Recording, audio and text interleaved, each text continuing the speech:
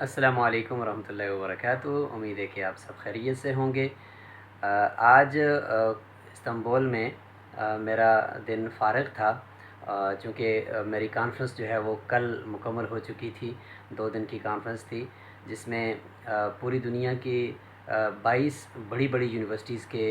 Researchers آئے ہوئے تھے، اور اس کے ساتھ ساتھ 13 ممالک سے تھے، اور میں اگر یوں کہوں کہ آکسفورڈ، کیلیفورنیا اور دیگر ممالک کی بڑی بڑی یونیورسٹیز سے وہ آئے ہوئے تھے۔ تو ایک فائدہ تو یہ ہوا کہ پوری دنیا میں ریسرچ کیسے ہوتی ہے، اور کس طرح سے وہ اس کی میتھڈولوجیز استعمال ہوتی ہیں، اور کس طرح سے ٹاپک جو ہے وہ ڈیسائیڈ ہوتے ہیں۔ تو ایک ایک چیز جو ہے نا وہ دوسرے لوگوں کو بھی سننے کا موقع ملا، اور پھر وہاں سے جو نالج ہے اور علم ہے وہ ہم نے ایک دوسرے کے ساتھ شیئر کیا۔ اور یہی تھا کہ ہم نے ہر ایک جو ریسرچر ہوتا تھا تو وہ جب اپنی پریزنٹیشن دیتا تھا تو 4 لوگوں کا پینل تھا، تو اس 4 کے پینل کے ساتھ ایک پروفیسر بیٹھتا تھا۔ تو وہ جب چاروں کی پریزنٹیشن ہو جاتی تھی تو اس کے بعد پھر سوال جواب حال کے اندر لوگ جو ہے وہ ان کا وہ سوال جواب کا سلسلہ شروع ہو جاتا تھا۔ تو پھر دوسرے جو ریسرچرز بیٹھے ہوتے تھے تو وہ اس کی پریزنٹیشن کے اوپر، یعنی ہر ایک کی پریزنٹیشن کے اوپر سوال کرتے تھے کہ آپ نے یہ جو ریسرچ میتھڈولوجی یوز کی ہے، اچھا آپ نے اس ٹاپک کو یوں چوز کیا ہے، ہمارے ذہن میں آ رہا ہے کہ یہ ٹاپک یوں نہیں یوں ہونا چاہیے تھا، ایسے آپ نے کیوں کیا؟ تو اس سے مزید اس ٹاپک کو سمجھنے کا موقع ملا اور ریسرچ کو سمجھنے کا موقع ملا۔ اب بڑی بڑی یونیورسٹیز کے جو اسکالرز آئے ہوئے تھے یا ریسرچرز آئے ہوئے تھے، پی ایچ ڈی کے بھی تھے، اور جن کچھ کی پی ایچ ڈی ہو بھی چکی تھی، کچھ ماسٹر کے بھی تھے، لیکن کچھ ایسا فیل ہوا کہ پوری دنیا میں لوگ جو ہے نا وہ کتنا گہرائی سے کام کر رہے ہیں، اور کچھ اپنے اندر بہت ساری کمزوریاں تھیں، ان کا پتہ چلا کہ یار ہمیں تو ان چیزوں کا پتہ ہی نہیں ہے۔ جس طریقے سے دیکھو اس نے فریم ورک یوز کیا ہوا ہے، یہ کتنا بہترین تھا، اور بیٹھے بٹھائے ہمیں آکسفورڈ کا پتہ چل گیا کہ وہاں پہ کس طرح سے ریسرچ ہو رہی ہے۔ ہر چیز ہمیں جو ہے نا وہ وہاں پہ الحمدللہ ایک ہی کانفرنس کے اندر پتہ چل گئی۔ تو چونکہ یہ ایک طرح کی سمپوزیم تھا کہ جس میں ریسرچر جو ہے نا وہ پریزنٹیشن اپنے ٹاپک کی ہی پیش کر رہے تھے کہ یہ میرا ٹاپک رہا ہے یا ہے، اور اس پہ میری یہ ریسرچ یہاں تک پہنچی ہے۔ تو میرا تو چونکہ تھیسس بھی سبمٹ ہو چکا تھا تو میں نے اس پہ پھر بات کی، اور بہت الحمدللہ بات گہرائی میں بھی چلی گئی، اور اس کو اپریشیٹ بھی کیا سب نے۔ تو یوں کر کے الحمدللہ تقریباً 35 جو پریزنٹیشنز تھیں وہ ہوئیں۔ تو یہ تو تھا کہ مجھے وہاں سے کیا سیکھنے کو ملا جو میں نے کانفرنس میں شرکت کی۔ اس کے بعد جو عمومی طور پر اگر ہم بات کریں کہ اس سفر میں، چونکہ ابھی اس وقت میں استنبول کے یورپ والی سائڈ میں بیٹھا ہوں، تقسیم علاقے میں، تو وہ عمومی طور پر میں آپ کو تاثرات کچھ بتانا چاہتا ہوں، اور اس کے بعد پھر میں بتاؤں گا کہ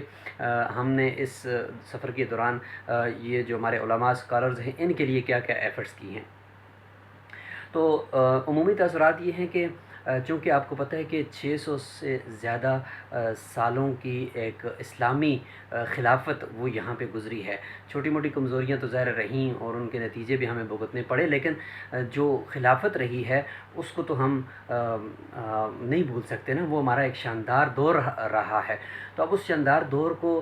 یہاں اس کی جو باقیات و صالحات ہیں اس کو دیکھ کر عجیب و غریب ایک کیفیت ہے۔ وہ یہ ہے کہ پوری دنیا میں جہاں پر ہم جاتے ہیں تو بلڈنگز کا نیا ہونا وہ اچھا لگتا ہے، اور اس کا پرانی بلڈنگ جو ہے نا وہ اچھی نہیں لگتی، لیکن یہاں پر ہمیں وہ پرانی گلیاں اچھی لگتی ہیں، یعنی ان کا پرانا ہونا اس کا اپنا ایک حسن ہے، اور مسجدوں کا پرانا ہونا، ان کی جگہ جگہ سے ٹوٹ پھوٹ ہونا، یہ بڑا لطف دے رہا ہے، کیونکہ اس کے پیچھے وہ تاریخ چھپی ہوئی ہے۔ ہم ٹائلوں پہ وہ جو اس وقت کی پتھروں کی ٹائلیں ہیں ان کو دیکھتے ہیں تو وہ پتھر گھسے ہوئے ہیں اوپر سے چل چل کے، 600 سال مثلاً 500 سال کی مسجدیں، کوئی 700 سال کی مسجدیں پرانی، ان کے اوپر جو لوگ چلے ہیں تو دروازے سے انٹر ہوتے ہوئے جو وہ پتھر ہے وہ پتھر گھسا ہوا ہے، بیٹھا ہوا ہے۔ تو بتا رہا ہے کہ میرے اوپر سے کئی لوگ گزرے ہیں اور انہوں نے نمازیں پڑھی ہیں، اور آج وہ قبروں میں پہنچ چکے ہیں۔ تو وہ بھی ایک پیغام دے رہا ہے۔ اسی طریقے سے نل ہے، نلکا ہے پرانا، اور وہ جہاں پہ پانی ٹپکتا ہے نا تو وہ پتھر گھسا ہوا ہے وہاں پہ، تو وہ گھسا ہوا بھی بتا رہا ہے اپنے پرانے ہونے کو، ایک الگ حسن ہے اس کا۔ اور میں نے ایک اور عجیب و غریب، ابھی میں کچھ چیزیں ادھر اپنی دوسرے آئی ڈی کے اوپر بھی لگا رہا ہوں، وہ یہ ہے کہ ہر آدھے کلومیٹر کے بعد آپ کو کوئی نہ کوئی مسجد ملتی ہے پرانی، اور کیونکہ وہ جو سلاطین تھے، ہر سلطان جو آتا تھا تو وہ اپنے نام سے مسجد بناتا تھا، اور پھر مسجد کے ساتھ ہی اس کا اپنا ایک چھوٹا سا دفتر نما ایک کمرہ ہوتا ہے، اور وہ کمرے سے نکلنا اور پھر مسجد میں جانا، اور پھر پورا ایک اہتمام وہاں پہ نظر آیا ہر ایک مسجد کے اندر۔ اور پھر یہ کہ جو آج تک جو چیز چلی آ رہی ہے، اگرچہ بیچ میں ایک ایسا ترکی کے اوپر وقت گزرا کہ آپ کو مسجدوں کے اندر اذان دینے کی اجازت نہیں تھی، آپ کو دین پھیلانے کی اجازت نہیں تھی، لیکن الحمدللہ اس وقت بھی کافی کمزوریوں کے باوجود جب اذانیں ہوتی ہیں تو چونکہ مسجدیں ساری قریب قریب ہیں، بڑی بڑی مسجدیں ہیں، اسپیکر اتنے خوبصورت، اور پھر جو اذان دینے والے ہیں وہ اتنی بلند اور اتنی طویل، مطلب اس کو ایک کھینچ کے اذان دیتے ہیں کہ تھوڑی دیر کے لیے نا سکتے میں انسان آ جاتا ہے اور ایمان تازہ ہونے لگتا ہے۔ اور اب ہو یہ رہا ہے کہ جو دو تاریخی مسجدیں ساتھ ساتھ ہیں، مثلا آیا صوفیہ اور بلیو ماسک ہے، اس طریقے سے تھوڑا سا نیچے آئیں اسکودر کے اندر دو بڑی بڑی مسجدیں ہیں دائیں بائیں، تو وہ ہوتا یہ ہے کہ دونوں میں اذان تو ایک ساتھ شروع ہونی تھی، تو اب اگر دونوں میں ایک ساتھ اذان شروع ہوگی تو پھر تو کسی کو سنائی نہیں دیتی کہ بھئی یہ کیا ہو رہا ہے، ایک ساتھ چیزیں چل رہی ہیں۔ تو اب انہوں نے اس کی ترتیب یہ بنائی ہوئی ہے کہ مثلا اللہ اکبر یہ ایک اذان سے ہوگا، پھر وہ مؤذن خاموش رہے گا، اس دوران ساتھ والی جو دوسری مسجد ہے تو اس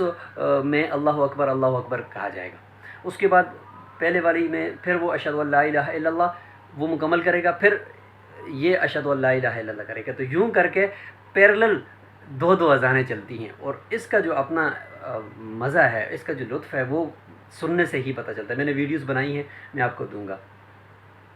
اور آیا صوفیہ میں تھا تو وہاں پہ جب مغرب کی نماز پڑھی، پھر عشاء کی نماز کے لیے جب میں بلیو ماسک کیا تو ساتھ ہے بالکل، تو اذان جب ہوئی تو یہی سما تھا کہ آیا صوفیہ میں جو ہے نا وہ پہلے ایک کلمہ اذان کا بولا جاتا، اس کے بعد پھر وہ خاموش ہو جاتا مؤذن، پھر یہ بولتا، تو یوں کر کے دونوں اذانیں پوری دنیا کو سنائی دیتی تھی۔ تو یہ تاثرات ایسے بنے کہ آج اس سب کچھ کے باوجود، کمزوریوں کے باوجود، ایمان تازہ کرنے کے لیے یہ ایمان تازہ کرنے کے لیے مساجد کی طرف جوگ لوگوں کا رخ، اور ایمان تازہ کرنے کے لیے یہ بھی کہ وہ غیر مسلموں کو ایک لباس بنانے کے لیے والنٹیئرز، خواتین کے لیے خواتین، مردوں کے لیے مرد بیٹھے ہوئے ہیں، دعوت چل رہی ہے ہر مسجد میں، کیونکہ ترکی جو ہے وہ تو ایک ہب ہے ٹورزم کا، اسی ساری باقیات کی وجہ سے، تو لوگ آ کر ہمیں دیکھ رہے ہیں، ہم نمازیں پڑھ رہے ہیں، لوگ رش کر رہے ہیں اذان کے ٹائم پہ، سب جو نان مسلمز میں نے دیکھا کہ وہ کھڑے ہو کر سن رہے ہیں، اور عجیب ان کی کیفیت مجھے نظر آ رہی ہے کہ یار یہ کیا ہے، اتنی مطلب ترتیب سے وہ اذانیں ہو رہی ہیں۔ تو پھر نماز پڑھانے کے لیے بھی جو امام ہے اس کا اپنا ایک مرتبہ ہے، ایک رتبہ ہے، وہ ایک ترتیب سے آتا ہے، اور ترتیب سے پھر وہ جاتا ہے، اس کے لباس کو دیکھ کے، اس کی پوشاک کو دیکھ کے لوگ کہتے ہیں یار یہ اسلام ہے۔ تو یہ باقاعدہ سے ترکی نے الحمدللہ کیا ہے۔ تو میرے تو یہ تاثرات بنے، پھر چونکہ جس جگہ پہ میں جا رہا ہوں تو قسطنطنیہ کے نام سے یہ پہلے تھا، پھر اسلام بول اس کو کہا گیا جب فتح کیا گیا سلطان محمد فاتح نے، تو پھر اسی سے پھر استنبول ہو گیا۔ تو یوں کر کے پھر وہ تاریخ میں دیکھ رہا ہوتا ہوں، اور تاریخ پڑھنے کے ساتھ ساتھ اس جگہ کو بھی جا کر دیکھتا ہوں، تاریخ پڑھتا ہوں پھر جگہ جا کر دیکھتا ہوں، تو عجیب لطف ہے اس تاریخ کا۔ تو دل میں یہ آ رہا ہے کہ اتنے جذبے کے ساتھ جب یہ لوگ دوڑ کر نمازوں کے لیے جا رہے ہیں، چیزیں کر رہے ہیں، ممکن ہے کہ اللہ تعالیٰ پھر وہ دور لائے گا اس امت کے عروج کا، اور یہاں پہ پھر وہ خلافت کی وہ بہاریں جو ہے نا وہ پھر ہمیں دیکھنے کو ملیں گی، جس طرح کہ اب اتنا شوق ہے۔ اگرچہ بہت ساری جگہوں پہ کمزوریاں بھی نظر آئیں، لیکن یہ وقت نہیں ہے کہ ان کو ہم ہائی لائٹ کریں، یہ وقت ہے تشکر کا کہ بالکل یورپ کا کنارہ ہے اور ادھر سے ایشیا کا کنارہ ہے، لیکن بہت کچھ آپ کو یہاں پہ غلط چیزیں بھی نظر آئیں گی، لیکن بہت کچھ اچھی چیزیں نظر آئیں۔ پھر بہت سارے لوگ کام کرتے ہوئے نظر آئے کہ مثلا یونیورسٹیز کے اسٹوڈنٹس کے لیے کچھ ایسے آرگنائزیشنز ہیں یہاں پہ کہ جنہوں نے ان کے لیے ایک انتظام کیا ہوا ہے کہ وہ بچے دن بھر یونیورسٹی میں ہوں گے اور شام کو وہ آئیں گے اور وہ ایک بلڈنگ ہوگی، اس کے اندر وہ رہیں گے، کھانا پینا سب کچھ فری، نماز کے ٹائم پہ نماز پڑھنی ہے، اور لائبریری ہے، لائبریری میں مطالعہ کرنا ہے۔ 5 سال کا ایک کورس ایک آرگنائزیشن نے ایسار کے نام سے ISAR کے نام سے ہے، انہوں نے لانچ کر دیا ہے۔ وہ بچے جو ہے وہ وہاں یونیورسٹیوں میں تو انگریزی بھی نہیں ہے، بہت کم میں ہے، اور صرف ترکی میں ہی ان کی تعلیم ہوتی ہے، تو ان کو ترکی کے علاوہ کوئی دوسری زبان نہیں آتی۔ تو اب یہ ہو رہا ہے کہ وہ جو معہد ہوتا ہے سیکنڈ ٹائم پہ بچوں کو وہ 5 سالوں کے اندر 2 سال میں مکمل عربی لینگویج سکھا دیتا ہے، اور اس دوران ایکسپوجر کے لیے جارڈن کی طرف، دوسرے ملکوں کی طرف بھی 1 سال کے لیے بھیج دیتا ہے تاکہ ان کو عربی کے اوپر اور عبور ہو۔ تو چونکہ ترکش زبان جو ہے وہ میں نے دیکھا کہ اس میں بہت ساری عربی ہے اور بہت ساری فارسی ہے، تو اس لیے پھر وہ عربی ان کو سکھا دیتے ہیں۔ پھر 2 سال اس میں ایسے ہیں کہ جس میں ان کو فقہ حنفی کی بنیادی کتابیں اور صرف اور نحو وہ ساری سکھا دی جاتی ہے۔ پھر آخری سال میں انگریزی سکھا دی جاتی ہے، انگریزی کی بول چال سکھا دی جاتی ہے۔ تو یوں کر کے وہی اسٹوڈنٹ جو ادھر یونیورسٹی میں بیچلر کر رہا ہے، ادھر سے اس کا بیچلر مکمل ہوتا ہے 4 سال کا سوری، تو ادھر اس کو کیا ہو جاتا ہے کہ مکمل عربی زبان پہ عبور ہے، فقہ حنفی کی بڑی بڑی جو موٹی موٹی کتابیں ہیں وہ سمجھ آ چکی ہیں، صرف نحو یا جو درس نظامی کے ہمارے موٹے موٹے کچھ مضامین ہیں وہ سمجھ آ جاتے ہیں، اور ساتھ انگلش لینگویج بھی آ جاتی ہے۔ یوں ایک بہترین نظام مجھے سمجھ آیا کہ یار ہمارے یونیورسٹیز کے بچے اگر وہ شام کے ٹائم پہ کسی ہاسٹل اس کے لیے کوئی ایسی آرگنائزیشن کام کر جائے، اور یہ ماڈل میں دے سکتا ہوں، میرے پاس وہ ماڈل آ چکا ہے، تو وہ بچے اگر وہاں سے بیچلر کریں گے تو وہ بے دینی کی طرف نہیں جائیں گے، بلکہ وہ ساتھ ساتھ ایک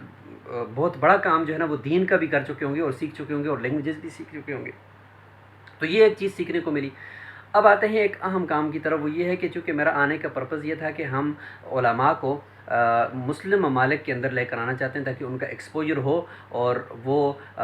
کچھ یہاں سے حاصل کر کے پھر وہ واپس جائیں اور اپنے ملک کے اندر جا کر وہ دین کی خدمت کریں۔ اس کے لیے ملیشیا میں 2 یونیورسٹیز فائنڈ کی ہوئی ہیں، وہاں پہ تو کام چل رہا ہے الحمدللہ۔ مصر کو بھی شامل کرنے لگے ہیں، اور ساتھ ہی انڈونیشیا کو بھی شامل کر چکے ہیں، وہاں پہ 2 یونیورسٹی ہیں۔ میں جب پاکستان سے واپس جاؤں گا تو پھر میں ان کے اندر بھی وزٹ کروں گا۔ تو ترکی ہاتھ نہیں آ رہا تھا، تو اللہ تعالیٰ نے اس کانفرنس کو بہانہ بنایا، تو اب میں یہاں آیا۔ تو میں یہاں سے آپ کو بتا رہا تھا کہ جب بھی آپ کسی جگہ سفر کریں تو یہ آپ نا اس طرح کا نا کوئی وزٹنگ کارڈ ضرور بنایا کریں۔ دیکھیں میں نے یہ وزٹنگ کارڈ بنایا ہوا ہے، اس میں جس کمپنی کے ذریعے سے مثلا مقامات ہے، madrasa.pk ہے،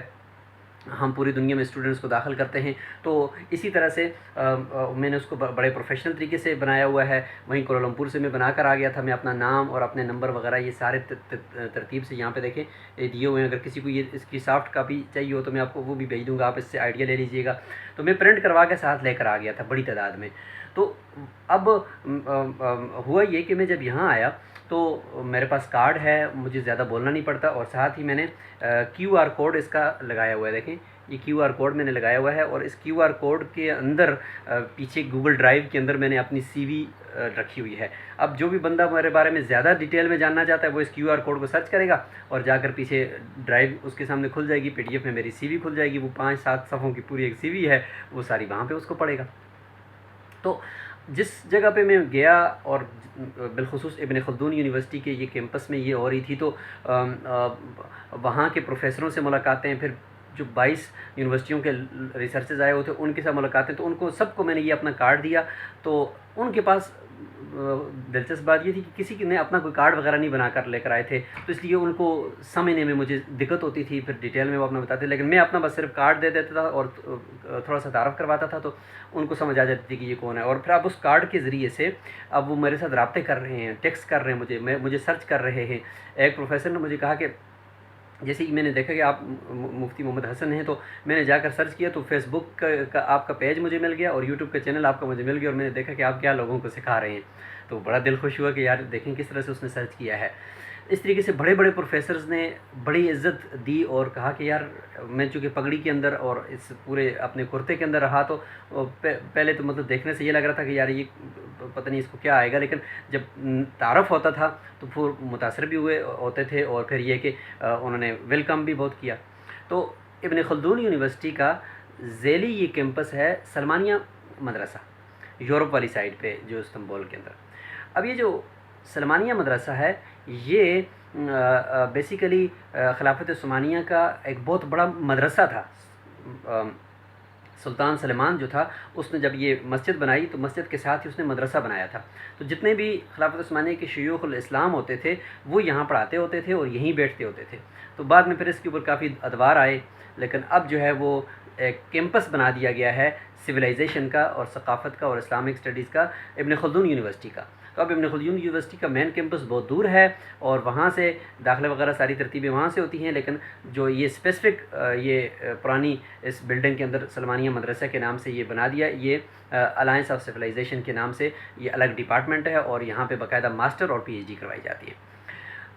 ماسٹر اور پی ایچ ڈی میں ٹوٹل 5 سے 6 سال میں یہ کرواتے ہیں اور اسکالرشپ دیتے ہیں، فری میں کرواتے ہیں، لیکن اس کی ایک شرط ہے، وہ شرط یہ ہے کہ وہ بہت زیادہ ڈیٹیل میں اگلے بندے کے ویژن کو سمجھنا چاہتے ہیں۔ ہر ایک بندہ منہ اٹھا کر ان کے پاس نہیں آ سکتا، تو اس لیے بہت اسٹرکٹ ہیں۔ تو میرا آنے کا مقصد یہ تھا کہ ان کے ساتھ اچھے ریلیشن بنائے جائیں۔ تو